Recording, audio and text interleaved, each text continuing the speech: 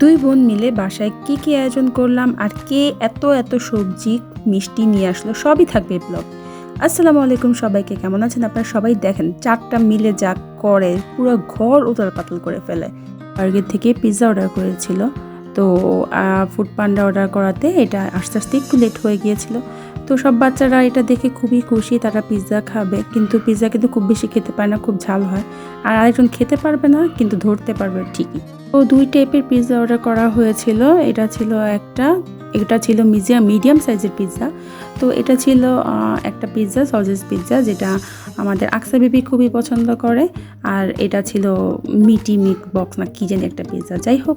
আর উনি সব ধরে দেখছে, সে তো খেতেই পারবে না। আর ওই যে আমাদের ছোট বাচ্চাটা দাঁড়িয়ে আছে আহারে, সেও দেখছে, কিন্তু ওরা তো খেতে পারবে না, শুধু দেখেই যাচ্ছে। আর তারা খুব খুশি দুজনে, তারা পেট ভরে পিৎজা খাবে। দেখেন কীভাবে নিয়ে টানাটানি শুরু করছে।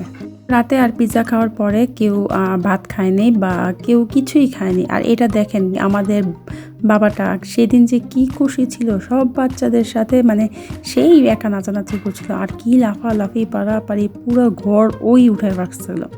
সন্ধ্যার পর থেকে ওর নিয়ে কী হয়েছে, ও সবাইকে নিয়ে মানে একা একাই খেলবে, সবাই সাথে যে লাফালাফি বাড়াবাড়ি করবে। এরপর যখন ঘুমানোর টাইম হলো, তাও সে তার মার কাছ থেকে এসে আমাদের সাথে খেলা শুরু এখন করার পরে সে তার মার সাথে যেয়ে ঘুমিয়ে পড়েছে। তো সকাল হওয়ার পরেই আমার আব্বু নাস্তা নিয়ে এসেছে, কারণ হচ্ছে আমাদের আন্টি, মানে হচ্ছে আমার ছোটো বোনের শাশুড়ি, সে আসবে সকালে।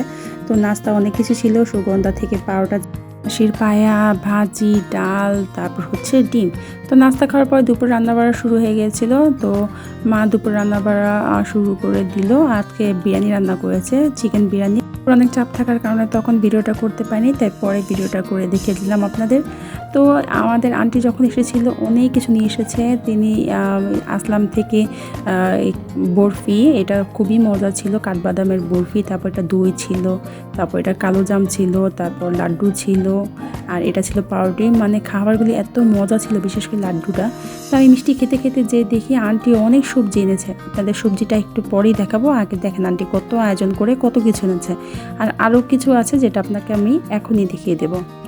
আগে দেখেন সবজির মধ্যে সে কী এনেছে। এখানে ছিল লাউ পাতার শাক, তারপর ধনিয়া পাতা, সাথে সিম ছিল, এটা ছিল মিক্সড শাক, আর এটা ছিল টমেটো, কালা বাগুন, তারপর হচ্ছে উস্তা, এটা হচ্ছে পাতাকপি, তারপর হচ্ছে মিষ্টি কুমড়া, ফুলকপি, আলু, কাঁচামরিচ, মানে কোনো কিছুই বাকি না।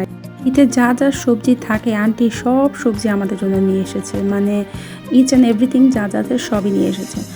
তারপরে নিয়ে এসেছে আপেল, সবুজ আপেল, আর হচ্ছে এগুলা হচ্ছে মালটা।